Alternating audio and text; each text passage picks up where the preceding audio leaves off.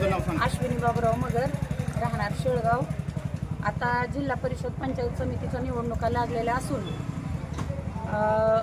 गोरगरिबांचे कामं, रस्ते कुणीही काही करत नाही. इथून जर तांदळवाडीला जायचं म्हणलं तर तुम्ही अवस्था बघू शकता. रस्ते नाही, किंवा ज्यावेळेस इथं शेळगावमध्ये पूर आला होता त्यावेळेस नेते पुढारी कुणीही गोरगरीब जनतेकडे लक्ष दिलेलं नाही. तसं त्यांनी कुठली मदत केलेली नाही. सर्वसामान्य माणूस अर्ध्या रात्रीचं इथून बाहेर पडून शेतावस्तीमध्ये राहत होते, तेव्हा कुठल्या नेत्यांनी पुढाऱ्यांनी इथं लक्ष दिलेलं नाही. फक्त मतदान घेण्यासाठी इथं येतात, मतदान मागतात आणि कामं विकास काहीच नाही. इथून तुम्ही पांढरेवाडी रस्ता बघाल तर त्याची पण तीच दुरावस्था आहे. तांदळवाडी रस्ता बघाल तर तेच. विकास कामं कुठलीच करत नाहीत. फक्त मतदान घेण्यापुरते येतात, नंतर गाडीच्या काचा वर करून जातात. गरीब माणूस रस्त्याला उभा राहिलेला बघत नाहीत, कुठलीच मदत नाही. इथून मागं तर काही कुठला विकास केलेला नाही शेळगावमध्ये. तर आता जे कोणी उमेदवार निवडून येतील ते शेतकरी, गोरगरीब, जे वंचित आहेत त्यांचे जर प्रश्न सोडवणार असतील, सोडवतील का नाही ह्याच्याकडे सर्वसामान्य माणसांचं लक्ष लागलेलं आहे. आणि शेतकऱ्यांचे प्रश्न त्यांनी सोडवले पाहिजेत, शेतकऱ्यांचे, गोरगरिबांचे. नाही तर फक्त 5-7 वर्षातून मतदान आलं की एकदा यायचं, मतदान घेऊन जायचं, नंतर गोरगरीब जनतेकडे लक्ष देत नाहीत.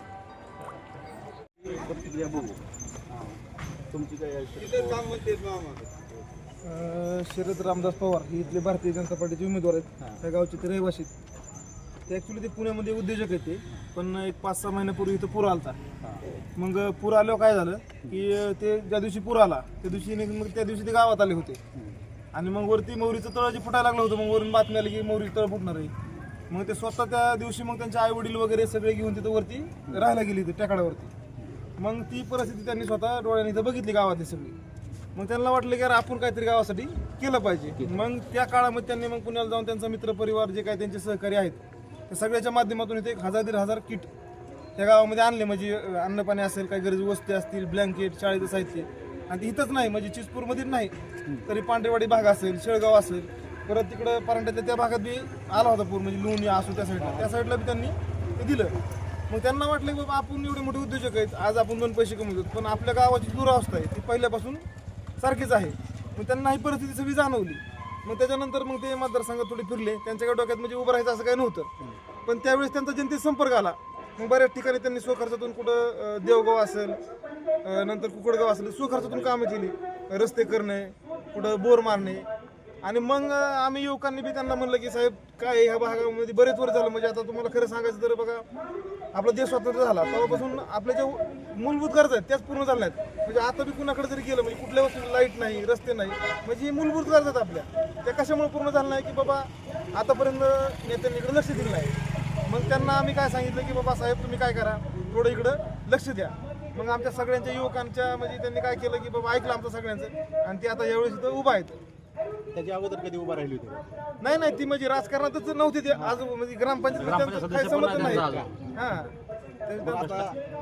आता इथे यांना कसं काय किती मतदान आहे गावामध्ये साधारणतः एक 2,000 जास्त मत. माझी भावना म्हणजे मी शरद सरांना लहानपणापासून ओळखतो. आमच्या गावातच त्यांचं लहानाचे मोठे झालेले ते एक उद्योग व्यवसायात त्यांनी चांगली प्रगती वगैरे केलेली आहे. जसं आमच्या गावातल्या कार्यकर्त्यांची जशी भावना आहे तशीच आमची पण भावना आहे की बा त्या माणसाने एका उद्योगाचं म्हणजे यशस्वी झाला तर गावाची पण जी काही दयनीय अवस्था आहे त्या गावाला पण थोडं सुधारणा झाली पाहिजे, रस्ते चांगले झाले पाहिजे, लाईटीचा प्रश्न जो गावाचा आहे तो दूर झाला पाहिजे. ह्या भावनेतून ते राजकारणात आलेले. त्यांच्या घरात काही कुठल्याही प्रकारचा राजकारणाचा वारसा नाही आहे प्रकल्पचं.